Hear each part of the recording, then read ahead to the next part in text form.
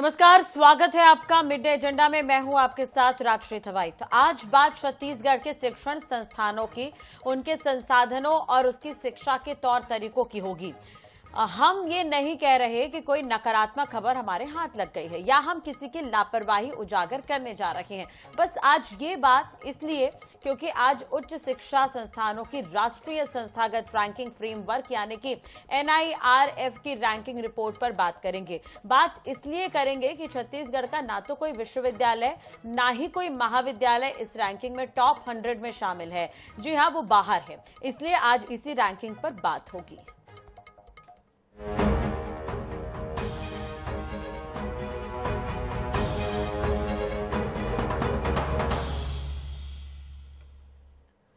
उच्च संस्थान है वो निचले पायदान पर है। जी हां, आपको बता दें कि रैंकिंग रिपोर्ट आ गई है और इस बार रैंकिंग रिपोर्ट जो है थोड़ी देर से आई है। हालांकि एक बार फिर से छत्तीसगढ़ के विश्वविद्यालयों और महाविद्यालयों का प्रदर्शन उम्मीद के मुताबिक नहीं रहा। इंजीनियरिंग, मैनेजमेंट और अन्य उच्च शिक्षा संस्थानों के प्रदर्शन में भी कोई बड़ा सुधार नहीं दिखा।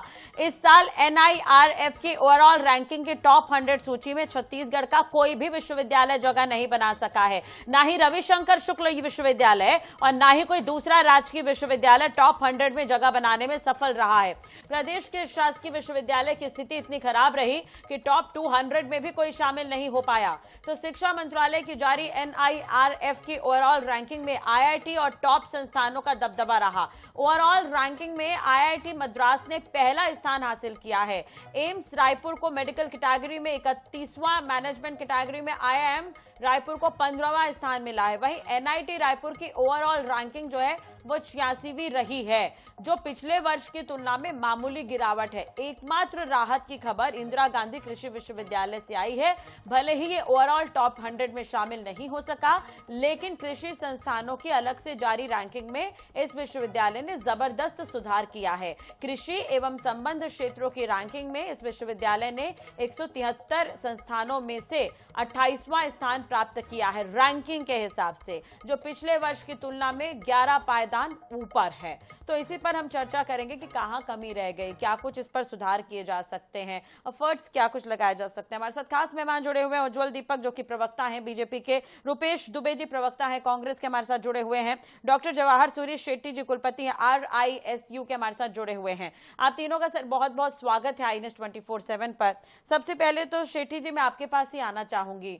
जो ओवरऑल रैंकिंग आई है सर, उस हिसाब से अगर हम देखें तो हम टॉप 100 में नहीं हैं, लेकिन अगर कैटेगरी वाइज जाते हैं हम, जैसे मैनेजमेंट हो गया, फार्मेसी फील्ड हो गया, तो वहां पर हम 100 में शामिल है, लेकिन ओवरऑल रैंकिंग में हम पीछे हो गए हैं। क्या कारण हो सकते हैं इसे? ये संतोषजनक नहीं है। देखिए, किसी भी हिसाब से संतोषजनक नहीं है, लेकिन इसको जाए तो ठीक नहीं है, क्योंकि इसको तोड़ के देखा जाना पड़ेगा। कि जो 5 जाती है कि आपका शिक्षण और जो संसाधन है ये कितना अच्छा है, 30 नंबर है उसके, रिसर्च कितना अच्छा है इसके 30 नंबर है, ग्रेजुएशन के बाद बच्चे क्या करते हैं उसमें 20 नंबर है, तो आप काम करें उसके 10 हैं, और किस तरह की आपके बारे में सोचा जाता है इसके प्रॉब्लम ये आ रही है कि जैसे संसाधन की कमी बेहतर हो गया है, क्योंकि जो रिसर्च होता है वो कम है और जो शिक्षकों की कमी है उससे जूझ रहा है, उसकी वजह से NIRF की रैंकिंग गिरती है। ठीक है, ये बड़ा कारण आपने बताया, शिक्षकों की कमी है और जो संसाधन है उसमें अब जो है वो बढ़ोतरी हुई है, पहले स्थिति ठीक नहीं थी। ठीक है, उज्जवल दीपक जी हमारे साथ जुड़े हुए हैं। दीपक जी, आपने भी रिपोर्ट देखी होगी। अगर हम ओवरऑल रैंकिंग की बात करें तो टॉप 100 में जो शासकीय विश्वविद्यालय है वो शामिल नहीं है।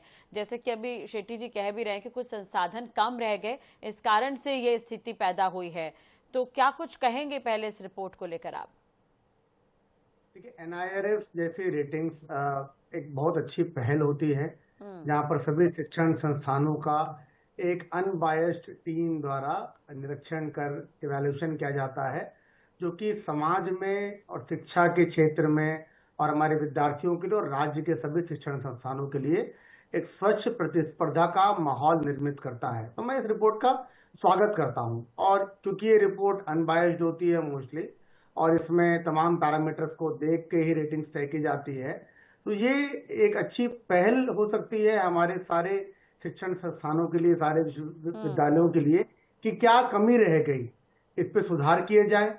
अगर रिसर्च में कमी है तो रिसर्च में बढ़ोतरी करें, अगर शिक्षकों की कमी है तो शिक्षकों की नियुक्ति करें। राज्य सरकार के लिए भी एक अच्छी रिपोर्ट है ये कि कहाँ कहाँ पे, क्योंकि एक विस्तृत पैमाने के अनुसार और अन्य शिक्षण संस्थानों की अपेक्षा हम कहाँ पीछे रह जा रहे हैं इसका हमें पता लगता है। और एक सतत प्रक्रिया होती है, कभी कोई यूनिवर्सिटी आगे आती है, कभी कोई पीछे आती है। इसमें दो अच्छी खबरें हैं कि एम्स जैसा संस्थान रायपुर का हमारे इस लिस्ट में है। कृषि महाविद्यालय ने 11 पायदान ऊपर चढ़ के कृषि महाविद्यालयों की रेटिंग में 17वां स्थान प्राप्त किया है। देखिए जितने भी राष्ट्रीय संस्थान हैं, आप एनआईटी की बात कर लें, आईटी की बात कर लें, आईआईएम की बात कर लें, नेशनल लॉ यूनिवर्सिटी की बात कर लें, अभी नेशनल फॉरेंसिक यूनिवर्सिटी खुल रही है रायपुर में, सब हमारी सरकार ने ही दिए हैं। और ये लगातार ऐसे शिक्षण संस्थानों का रायपुर में आना जारी रहेगा। ओवरऑल कैटेगरी में ये शीर्ष 100 में नहीं है। ओवरऑल हम जाते हैं, ओवरऑल पर बात करते हैं। आपने गिनाया कि अलग अलग कैटेगरी में तो है, लेकिन ओवरऑल में हम टॉप 100 में क्यों नहीं है?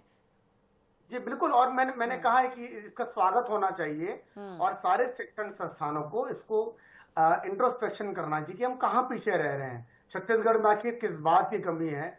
राज्य शासन और केंद्र के पूरे सहयोग के बावजूद हमारे शिक्षण संस्थान देश के अन्य शिक्षण संस्थानों की अपेक्षा में क्यों पीछे हो रहे हैं? इसका मैं कारण आपको कई सालों से यही स्थिति है दीपक जी। बीच में कांग्रेस की सरकार आई, अभी बीजेपी की है, उससे पहले बीजेपी की सरकार रही, लेकिन स्थिति में सुधार बहुत कम है। जी बिल्कुल, देखिए इस विषय पे राजनीति वाली बात नहीं है, हमें इसको स्वीकार करना होगा। हाँ। और क्यों नहीं करेंगे? ये हमारे विद्यार्थियों के लिए है, हमारे आपके बच्चों के लिए है। छत्तीसगढ़ डिजर्व करता है, 25 साल हो गए हमारे राज्य को बने हुए, कि हमारे राज्य में भी उच्च स्तर के शिक्षण संस्थान रहे। पर मैं एक बात आपको बताता हूँ, एक इकोसिस्टम होता है। आपने देखा होगा कि रायपुर में भी अच्छे हॉस्पिटलों के बावजूद अच्छे डॉक्टर्स नहीं मिल पाते, अच्छे शिक्षण संस्थानों के बावजूद अच्छे शिक्षक नहीं मिल पाते। उसके कारण रहता है इकोसिस्टम का अभाव होना।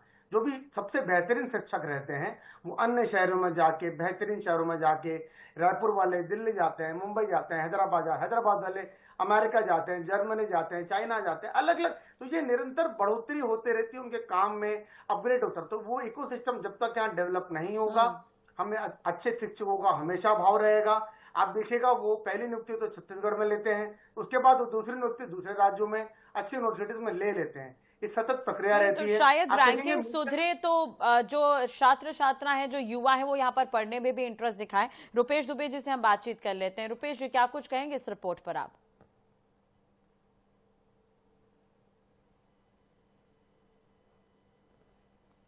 रुपेश जी एक बार अनम्यूट कर लीजिए, आपकी आवाज नहीं मिल पा रही है सर।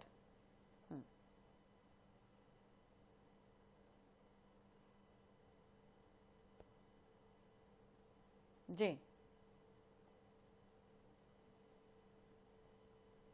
रुपेश जी, आपकी आवाज नहीं मिल पा रही, मैं दोबारा आपके पास आऊंगी सर। एक बार अनम्यूट कर लीजिएगा, शायद वो म्यूट हो गया है, इस वजह से आपकी आवाज नहीं आ पा रही है। शेट्टी जी, अभी आप उज्जवल दीपक जी को सुन रहे थे, क्या आप सहमत हैं? बहुत सारी जगहों पर कमी है, सरकार की तरफ से क्या प्रयास किए जा सकते हैं? ये सवाल मैंने आपसे इसलिए पूछा है क्योंकि आप बेहतरीन तरीके से समझा सकते हैं। दीपक जी तैयार हैं उस चीज को फॉलो करवाने के लिए? नहीं, इसमें दो चीजें हैं जो थोड़ा सा अपने को बेनिफिट ऑफ डाउट छत्तीसगढ़ को देना पड़ेगा कि एक नया राज्य है। हाँ। आप जो टोटल टॉप 100 की बात कर रहे हैं उसमें पुराने IIM अहमदाबाद, कानपुर वगैरह जो है बहुत पुराने हैं और वो उनकी जड़ें बहुत मजबूत हैं। तो कंपेयर करना एक नए राज्य से और नए AIIMS और IIT से ठीक बात नहीं। हाँ, तो इस लिहाज से थोड़ा सा एक बहाना है हमारे पास ये, लेकिन सुधार की जरूरत है इसमें। तो दो तीन चीजें जो मुझे लगता है कि तत्काल प्रभाव से हमको करना चाहिए। एक तो एक रिसर्च का माहौल छत्तीसगढ़ में नहीं, जो IIT में है और जिसका दिखता है प्रतिशत कि आप टॉप में दिखते हो आप IIT IIM। एक ये है। दूसरा है तत्काल प्रभाव से शिक्षकों की कमी को दूर करने की जरूरत है, क्योंकि वही एक जान है जो उस शिक्षा को ऊपर ले जा सकता है। उसके बगैर कुछ नहीं हो सकता। हमारा टीचर स्टूडेंट रेशियो कम होने की वजह से हमारे NIRF रैंकिंग कम हो जाती है, क्योंकि शिक्षक कम है, इसका मतलब बच्चे ज्यादा हैं प्रति शिक्षक। हाँ। और तीसरा जो सबसे अच्छा ये तरीका है कि हमको इंडस्ट्री लिंकेजेस बढ़ा के इवन शासकीय यूनिवर्सिटीज में जिस तरह से मोदी जी कहते हैं प्लेसमेंट के बारे में, उस तरह से हम प्रयास नहीं कर रहे हैं। इंडस्ट्रियल लिंकेज नहीं बढ़ाएंगे तो हम हमेशा इसी तरह से औंधे मुंह गिरेंगे। ठीक है उज्जवल जी, शायद आपने सुना भी होगा। रुपेश जी, आप तक मेरी आवाज पहुंच रही है क्या? चले शायद कनेक्ट नहीं हो पा रहे हैं। ठीक है उज्जवल जी, ये सलाह जो है शेट्टी जी की तरफ से दी गई है, इसे तुरंत शायद फॉलो करना चाहिए, तो जो स्थितियां अभी हैं वो आगे चलकर और बेहतर हो, क्योंकि अभी से प्रयास करेंगे तो शायद आने वाले वक्त में स्थिति जल्दी सुधर जाए। मैं पूर्णतः सहमत हूँ। जवाहर सूर्य शेट्टी जी प्रख्यात शिक्षाविद हैं, सीनियर हैं, अनुभव रखते हैं इस विषय पे, और मैं सहमत हूँ उनकी बातों से। देखिए ये जो पूरा शिक्षा का जो साइकिल होता है, आप समझिए, जैसे आप देखिए जैसा उन्होंने कहा कि IIM अहमदाबाद सबसे पुराना इंस्टीट्यूट है, बिल्कुल, कहीं ना कहीं IIM बेंगलोर में शायद ज्यादा अच्छे शिक्षक भी हो सकते हैं, IIM कलकत्ता भी उतना ही पावरफुल है उस मामले में, पर एलुमनाई नेटवर्क जो होता है किसी भी शिक्षण संस्थान का, वो हेल्प करता है in terms of funding, in terms of research और इन टर्म्स ऑफ प्लेसमेंट। तो एक वही बच्चा जो कैट निकाल के IIM अहमदाबाद में एडमिशन लेता है बनिस्बत IIM रायपुर के, सेम लगभग सिमिलर परसेंटाइल रहते हैं, तो IIM अहमदाबाद का एलुमनाई नेटवर्क और फंडिंग और ज्यादा रिसर्च होने के कारण उसको एक अच्छी जॉब मिल जाती है। तो ज्यादातर बच्चे IIM अहमदाबाद को नंबर 1 प्लेसमेंट में डालते हैं। IIM रायपुर जब तक वहां पहुंचेगा, जैसा उन्होंने कहा कि ऐसे 50 साल बाद, 60 साल बाद, 100 साल बाद, तो उस विषय पे भी एक बात हो सकती है। आप देखेंगे इंडियन इंस्टीट्यूट ऑफ साइंस है, IIT मद्रास है, IIT दिल्ली है, IIT उसके बनस्बत IIT भिलाई जो है हमारा, IIT धनबाद है, ये नए इंस्टीट्यूट्स हैं। एक पहल की जा रही है और आने वाले समय में आप देखेंगे कि जब यहां पर भी एक अच्छा इकोसिस्टम डेवलप हो जाएगा, जब ये साइकिल कंप्लीट हो जाएगा, अच्छा इंस्टीट्यूट, पुराना institute, great alumni network, great jobs, research, अच्छे शिक्षक, अच्छे बच्चे, ये पूरा जब ये इकोसिस्टम तैयार हो जाएगा तो रायपुर छत्तीसगढ़ भी कहीं ना कहीं मुकाबला कर पाएगा ऐसे संस्थानों का और ऐसे इंस्टीट्यूट का और ऐसे शिक्षकों का। हाँ, लेकिन दीपक जी एक चीज है, अगर हम बेसिक एजुकेशन की तरफ जाते हैं तो बेसिक एजुकेशन बहुत इंपॉर्टेंट है, क्योंकि बेसिक एजुकेशन अगर आपका अच्छा होगा तो आप कॉलेज तक जब तक पहुंचेंगे तो आपको एक अच्छा माहौल मिलेगा, अच्छी तरह से आप अपना प्रेजेंटेशन दे पाएंगे, प्रदर्शन कर पाएंगे, तमाम तरह की चीजें हैं। लेकिन बेसिक शिक्षा व्यवस्था भी अभी कहीं ना कहीं ढील ढाल है उसमें थोड़ा बहुत। कई गांव तक आप जाएंगे, दूरस्थ इलाकों तक, तो वहां पर तो बच्चों के पास पढ़ने के लिए स्कूल नहीं है, जर्जर भवनें हैं, टीचर नहीं है, टीचरों की नियुक्ति होना भी बाकी है। तो बेसिक एजुकेशन सिस्टम में भी सुधार की आवश्यकता है। नहीं, बिल्कुल आप एकदम सही बोल रही हैं, बिल्कुल जरूरत है, और हमारी सरकार ने लगातार प्रयास किए हुए हैं। अभी आप देखेंगे प्रधानमंत्री मोदी जी की PM श्री योजना है, जिसमें छत्तीसगढ़ से 500 से ज्यादा स्कूलों का चयन शायद किया गया है, और 500 करोड़ की फंडिंग मिली है, और तमाम ऐसे स्कूल्स जिनके रिजल्ट्स अच्छे आते रहे हैं, कुछ उनका क्राइटेरिया था, पैमाना था, उस पैमाने पे कुछ स्कूलों का चयन किया गया है और उनको उन्नत स्कूल बनाने की दिशा में पूरा प्रयास किया जा रहा है। ये स्टार्ट स्कूल से ही होगा, उसके बाद हमें अच्छे कॉलेज की भी जरूरत है, अच्छी यूनिवर्सिटीज की भी जरूरत है।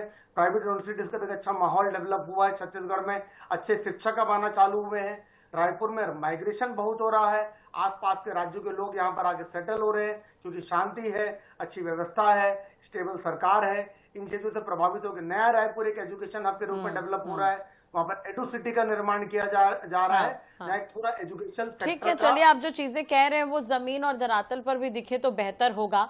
शेट्टी जी, शिक्षक आना नहीं चाहते हैं, उनकी नियुक्ति नहीं हो पा रही है, प्रोसेस क्यों रुका हुआ है, इस पर मैं आपसे बात करूंगी सर। लेकिन रुपेश जी, क्या आप तक मेरी आवाज पहुंच रही है? काफी समय से कोशिश कर रहे हैं बात करने की। मेरी आवाज आई? जी रुपेश जी, क्या कुछ कहेंगे? रिएक्शन आपका सर, NIRF का जो रैंकिंग आया है उस पर क्या कुछ कहेंगे आप? राष्ट्री जी नमस्कार, शेट्टी जी नमस्कार, उज्जवल भाई नमस्कार। देखिए, जिस प्रकार से भारत देश में 1078 से अधिक विश्वविद्यालय हैं, और उसके बाद छत्तीसगढ़ में 15 से अधिक विश्वविद्यालय और 200 से अधिक कॉलेज हैं, उनकी रैंकिंग व्यवस्था NIRF ने जो मूल्यांकन किया, और उसके बाद छत्तीसगढ़ की शिक्षा व्यवस्था पर पूरी तरह से प्रश्न लगता है। जिस प्रकार से उज्जवल भाई ने कहा कि राजनीति नहीं होनी चाहिए, निश्चित रूप से शिक्षा पे राजनीति नहीं होनी चाहिए, लेकिन छत्तीसगढ़ की शिक्षा व्यवस्था को सुदृढ़ करने के लिए, और जिस प्रकार से छत्तीसगढ़ में भाजपा की सरकार ने मोदी की गारंटी का एक प्रोपोगंडा ही कहा जाएगा, पुलिंदा जो सौंपा है आज छत्तीसगढ़ की जनता को, उसमें इनके द्वारा कॉलेजों में छात्रों को मासिक अलाउंस देने की बात की गई, हर लोकसभा में CIT कॉलेज खोलने की बात की गई, प्रत्येक ब्लॉक में ओबीसी विद्यार्थियों के लिए आवासीय व्यवस्था की बात की गई और छत्तीसगढ़ हुनर स्कॉलरशिप की बात की गई।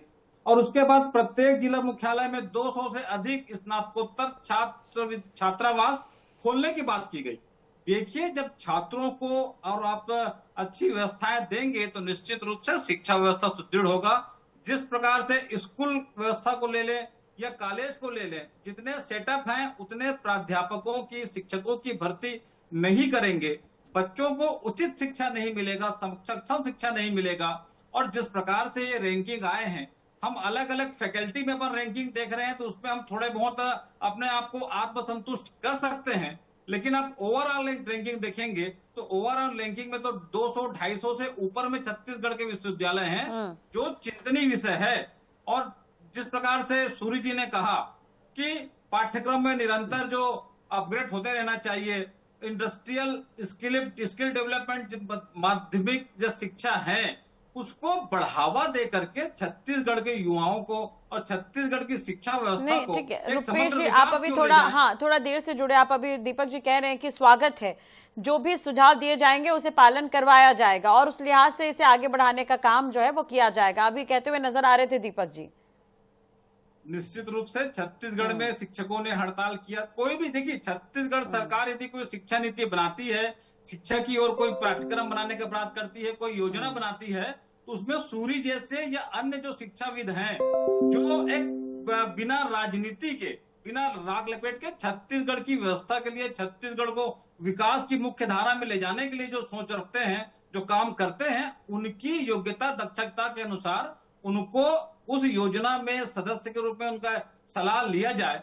और मोदी की गारंटी की जो बात की है उज्जवल दीपक जी, अच्छे तरह से मोदी की गारंटी में जो उच्च शिक्षा के लिए और शिक्षकों के लिए क्या बात की गई है, शिक्षा व्यवस्था के लिए क्या बात की गई है, छात्राओं को स्कॉलरशिप की बात की गई है, उनको भी लागू करा दे तो काफी हद तक हम शिक्षा की जो व्यवस्था है छत्तीसगढ़ में उसको कम करने का प्रयास कर सकते हैं। हाँ। लेकिन इन सब में सरकार की मजबूत इच्छा शक्ति पर निर्भर करती है। ठीक है शेट्टी जी, अभी मैंने आपसे सवाल किया था सर कि देखिए शिक्षकों की नियुक्ति क्यों नहीं हो पा रही है, प्रोफेसर्स की नियुक्ति क्यों नहीं हो पा रही है, क्या वो आना नहीं चाहते हैं या फिर नियुक्ति किसी कारणवश नहीं हो रही, कारण क्या है, क्यों है कमी प्रोफेसर्स की, शिक्षकों की?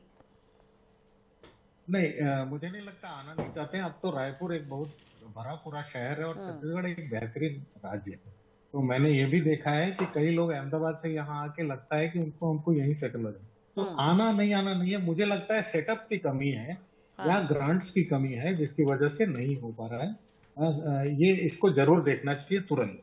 दूसरी चीज क्या है, अगर सिर्फ एनआईआरएफ तक अपना डिस्कशन रखते हैं तो 2-3 चीजें और हैं जो कमी दिख रही है छत्तीसगढ़ में और उनको तत्काल प्रभाव से ठीक करना चाहिए। जैसे IIM अहमदाबाद है, IIM बैंगलोर है, यहाँ पे एक अलग डिपार्टमेंट बना है और स्पेशली एबल्ड बच्चे, जो बच्चों के साथ कोई विकलांगता जुड़ी है उनके लिए एक अलग चीज है जो हमारे विश्वविद्यालयों में नहीं है और इसके नंबर कटते हैं हमारे।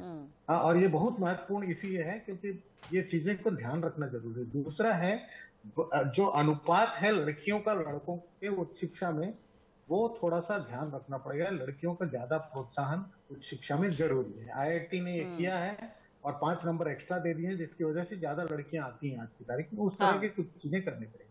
और तीसरी चीज है कि आप जो रीजनल डाइवर्सिटी के नंबर खोते हैं, यानी कि बाहर से बच्चे कितने छत्तीसगढ़ आते हैं पढ़ने के लिए, वो कम है। IIM IIT में है लेकिन रविशंकर विश्वविद्यालय इस तरह के विश्वविद्यालय में नहीं है।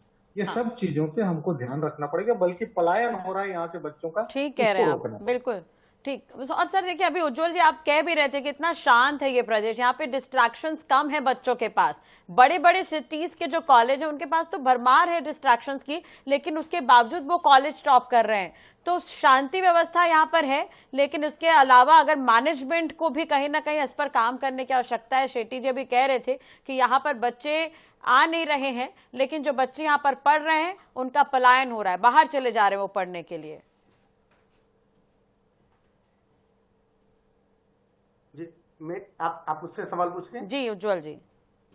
जी मुझे लगता है कि जैसे हम पैथोलॉजी जांच करवाते हैं और उसमें अलग अलग विटामिन मिनरल्स की कमी हमें पता लगती है कि हीमोग्लोबिन कितना कम है, NIRF की रिपोर्ट को भी उसी तरह देखा जाना चाहिए। हम सबको मिलके, सारे शिक्षण संस्थानों को, सरकार को, सबको, कि कहाँ पे कमी रह रही है, कौन से विटामिन की कमी है, कितना हीमोग्लोबिन होना चाहिए था, कितना है, और लेकिन क्या कमी तो 2022 और 23 में भी थी, कमी तो 2022, 23, 21, 20 में भी थी। मैम मैंने पहले ही कहा कि इस विषय पर राजनीति नहीं होनी चाहिए। राजनीति नहीं है, सवाल है मेरा ये कि देखिए आप कमी तो 22-23 में भी नजर आई, काम हो सकता था उस समय भी, और कमी 18 से 23 में भी आई। और कमी हम तो अग्री कर रहे हैं ना, हम तो सहमत है आपकी बातों से। मैं बोल रहा हूँ कि इसको पैथोलॉजी रिपोर्ट की तरह देना चाहिए इस रिपोर्ट को, और देखना चाहिए कहाँ कमी है, कहाँ पे सुधार की जरूरत है, पॉजिटिवली लेना चाहिए रिपोर्ट। देखिए पॉजिटिव है, इंदिरा गांधी ने आखिर ऐसा क्या किया इंदिरा गांधी विश्वविद्यालय कि उसकी रेटिंग सुधर गई, बाकी कॉलेजेस तो और पीछे हो गए। तो इस पर भी मुझे लगता है कमेटी को जाकर उनसे बात करनी चाहिए, और जिस तरह से उन्होंने काम किया बाकी यूनिवर्सिटीज में भी उसे फॉलो करवाया जा सकता है। मैं वही कह रहा हूँ कि बाकी यूनिवर्सिटीज को भी इंदिरा गांधी कृषि विश्वविद्यालय के मॉडल का अध्ययन करना चाहिए, आईएम के रेटिंग का अध्ययन करना चाहिए, एम्स ने क्या अच्छा किया, आईएम अहमदाबाद क्या अच्छा कर रहा है, ये जाके अध्ययन करना चाहिए। ये उनका ध्येय होना चाहिए अगले 2-3 सालों तक कि कैसे रेटिंग्स में छत्तीसगढ़ के संस्थान ऊपर आ सके। जिस चीज की कमी है उसे हाईलाइट करें, सरकार के सामने बात रखें, सरकार को भी उनसे बात करनी चाहिए और इस दिशा में व्यापक पहल होनी चाहिए। बार बार आ ही रही है तो ठीक है। हाँ देखिए उज्जवल जी, मैं इस थोड़ा सा देखिए टॉपिक तो नहीं भटकेगा, लेकिन आप इस चीज को समझिए, किसी गांव की सड़क है, बारिश के समय वो फिर से खराब हो जाती है, फिर हम खबर ये दिखाते हैं कि इस पर ध्यान नहीं दिया गया, प्रशासन की लापरवाही, बार बार वो सड़क खराब हो रही है तो बार बार उस पर ध्यान देने की आवश्यकता है। बिल्कुल शिक्षा का भी वैसा ही है। रुपेश जी अगर अग्री करेंगे तो रुपेश जी पहले भी शिकायतें मिली हैं, बार बार हमारा रेटिंग कम हुआ है, तो इस पर तो ध्यान देते अगर शुरुआत से ही तो अब तक तो स्थिति सुधर जानी चाहिए थी थोड़ी।